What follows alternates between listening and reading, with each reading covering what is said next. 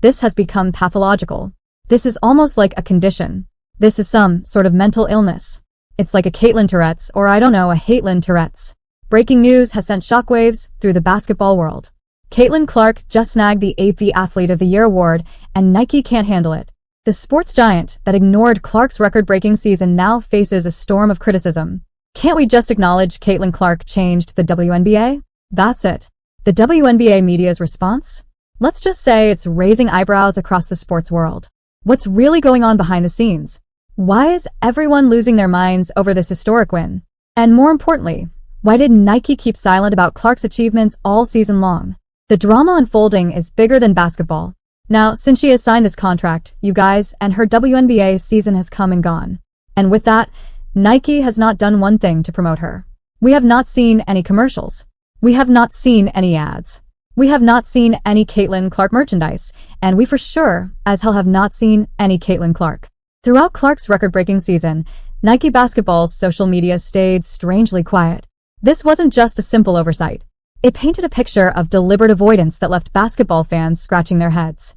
Was it the new WNBA commissioner who suggested that the entire WNBA should have been on the cover of the Time magazine honor for Caitlin Clark? Marvin? It was the owner of the Washington Mystics. Oh, okay. So I don't know who this person is, but felt like if you're going to celebrate the WNBA, why not celebrate it with everybody in the WNBA or some of the bigger stars and Caitlin Clark? But if you're Time's Person of the Year, it's not the People of the Year. Let's break down Nike's social media behavior. When Clark was breaking scoring records, their feeds featured everything but her achievements. December 21st, they're posting about Juju Watkins giving defenses nightmares. While Clark was drawing crowds bigger than most NBA games, Nike was busy hyping up the UConn vs. USC matchup as the future of hoops. Just this is a unique moment. Caitlin Clark did for the WNBA what Wayne Gretzky did for the NHL when he went to the LA Kings. It's okay. The irony? Clark is younger than some of the players Nike labeled as the future. She's already finished her rookie year while others are still finding their footing in college. Yet Nike chose to look the other way, creating a narrative that conveniently excluded the sport's biggest rising star. Their silence became even more noticeable during key moments. When Clark hit that jaw-dropping logo shot against Ohio State, Nike Basketball's Twitter feed was sharing highlights from other games. When she broke the scoring record, radio silence. It's like they were operating in a parallel universe where Clark's achievements didn't exist. You don't have to go, oh my god, we got to, you got, these people are mad or this person's mad or this group is mad. Who's there? Caitlin Clark changed the marketing experts have started questioning Nike's strategy. Here's a player who's not just winning games. She's transforming how people view women's basketball. TV ratings spike whenever she plays. Arenas sell out months in advance. She's bringing new fans to the sport in droves. Yet Nike, a company that built its brand on spotting and celebrating game changers, chose to stay silent. The numbers tell an interesting story. Clark's games consistently pulled in viewership that rivaled major men's sports events. Her jerseys sold out within hours of release. Every arena she visited reported record attendance. These aren't just sports statistics. They're marketing gold. But Nike seemed more interested in manufacturing stars than acknowledging the one naturally rising before their eyes.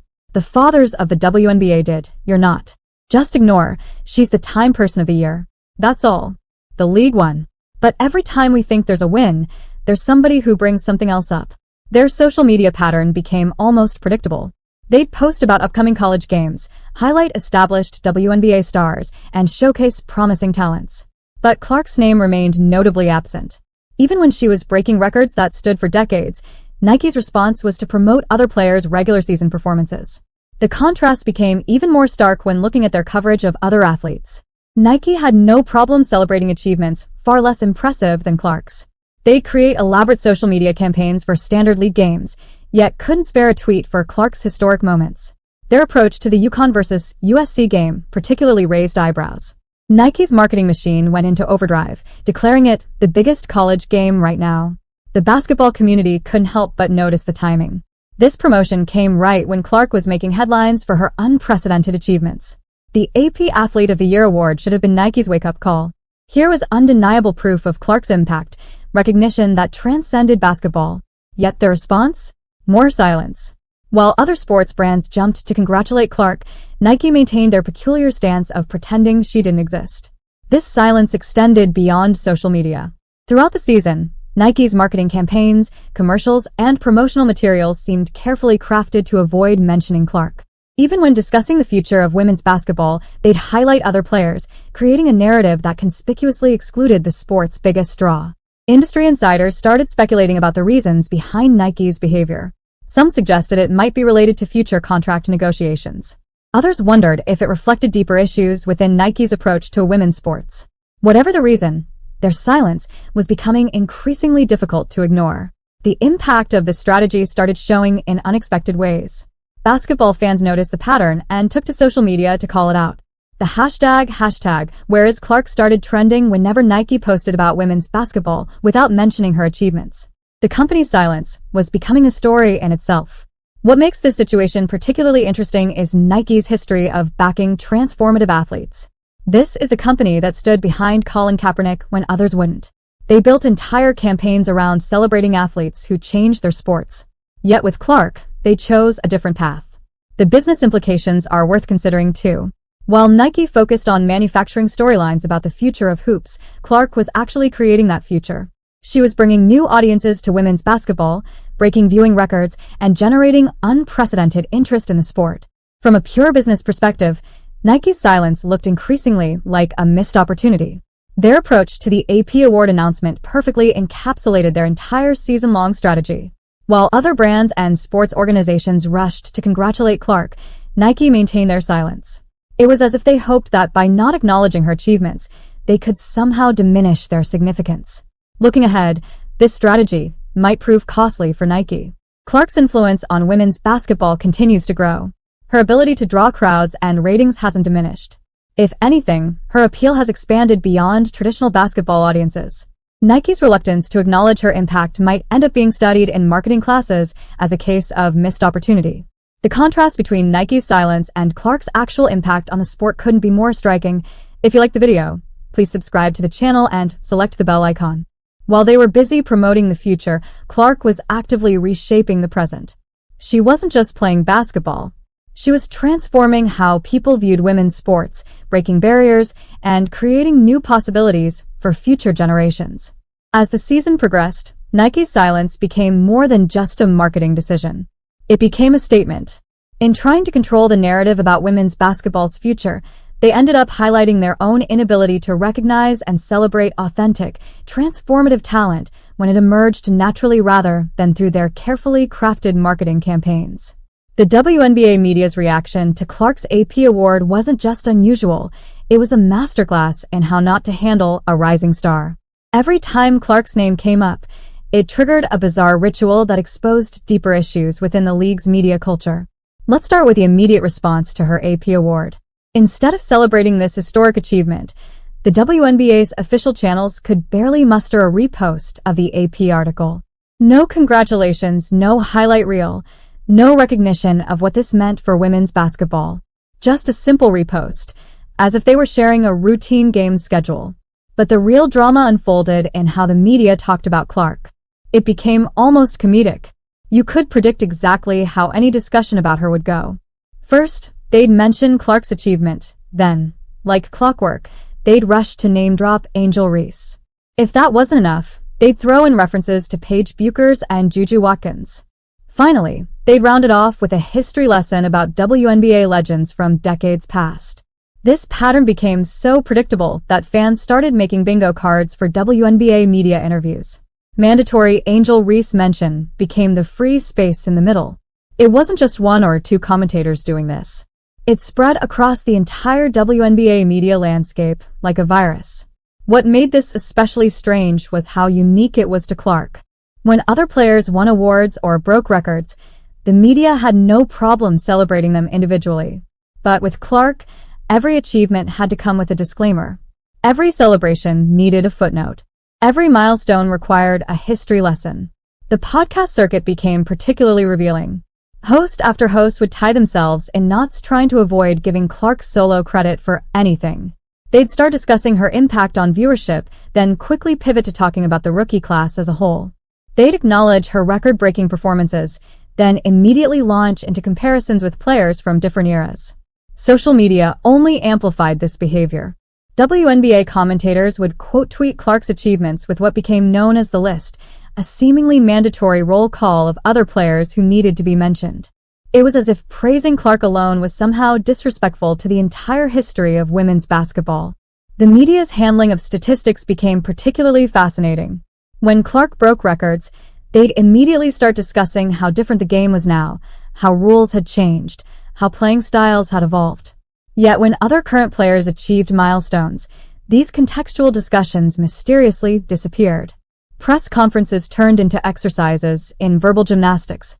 Reporters would preface questions about Clark with lengthy acknowledgments of other players' contributions to the sport. It became so routine that fans could mouth along with the preambles before getting to the actual questions. This created an impossible standard for Clark herself. She couldn't just play basketball and celebrate her achievements. Every press conference required her to become a basketball historian, acknowledging generations of players before she could talk about her own game. No other player faced this expectation. The irony? This behavior actually highlighted Clark's impact more than any straightforward coverage could have. The media's desperate attempts to dilute her achievements only served to emphasize how extraordinary they were. Their need to constantly contextualize her success proved just how unprecedented it was. Television broadcasts weren't immune either. Commentators developed a peculiar habit of mentioning other players whenever Clark made an impressive play. A logo three-pointer wasn't just a great shot. It had to be followed by references to every other player who'd ever attempted one. A no-look pass couldn't just be celebrated. It needed a genealogy of similar passes in women's basketball history. The online basketball community started noticing this pattern and calling it out. Fans created compilation videos showing the same media members talking about other players' achievements without feeling the need to list their predecessors. The contrast was striking and impossible to ignore. Behind the scenes, sources suggested this wasn't just random behavior. There were apparently unwritten rules about how to cover Clark. Don't praise her without mentioning others. Don't highlight her achievements without historical context. Don't acknowledge her impact without spreading the credit around. This created a strange dynamic where Clark's actual play almost became secondary to the media's ritual of contextualizing it. Games turned into history lessons, highlights became tribute reels to past players, and simple celebrations of excellent basketball morphed into complex negotiations of legacy and respect. The impact on young players watching was particularly concerning. They saw how the media treated Clark's success and learned a troubling lesson. Extraordinary achievement doesn't earn you the right to stand alone in the spotlight. Every triumph must be shared. Every celebration must be qualified. Every moment of individual brilliance must be diluted with collective recognition. Some veteran WNBA players started speaking out about this pattern, though carefully. They remembered their own rises to stardom and noted how different the media treatment was. When they broke records or won awards, they were allowed to simply celebrate. Clark wasn't given that same freedom. Marketing experts pointed out how this media approach was actually hurting the WNBA's growth potential. Instead of leveraging Clark's popularity to attract new fans, the constant need to contextualize her success was making the sport seem insular and defensive. New viewers drawn in by Clark's play were being lectured about basketball history instead of being allowed to simply enjoy the game. Their choice will likely determine not just how Clark's story is told, but how the next generation of women's basketball stars are covered. The AP Athlete of the Year award is just the beginning of Clark's impact on women's basketball. While Nike and the WNBA media scramble to control the narrative, one thing's clear: change is coming, whether they're ready or not. Do you think they'll ever fully embrace Clark's star power? Drop your thoughts in the comments below. If you enjoyed this breakdown of basketball politics, smash that like button and hit subscribe. Don't forget to ring that bell to catch all our latest updates on the changing face of women's basketball. Thanks for watching, and subscribe to the channel.